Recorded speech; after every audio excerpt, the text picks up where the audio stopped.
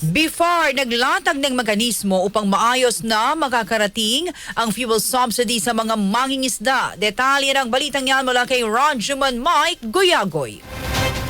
RMN Live Report.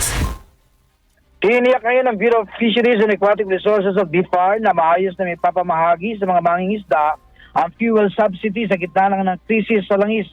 Ayon kay BIFAR spokesman Nazaria Briguera, may mga mekanismo silang pinaiiral para siguradong mga lehitimong benepisyaryo lamang ang mabibigyan ng one-time na 3,000 pesos fuel subsidy. Anya, mayroong registry system ang BIFAR para malaman kung sino ang mga mabibigyan. Ipinagmalaki pa ni Briguera na nangyari na noon ang pamamahagi ng fuel subsidy at wala namang naging problema. Una nang nagpahayag ng pangamba ang grupong pamalakaya sa distribusyon ng fuel subsidy. Dahil tulad umano may mga ayuda, napupolitika na rin ito kung saan pinilang umano ang nabibigyan ng tulong. Kasama sa DZXL, RMN Manila, Rajuman, Mike Goyagoy Tatak, RMN.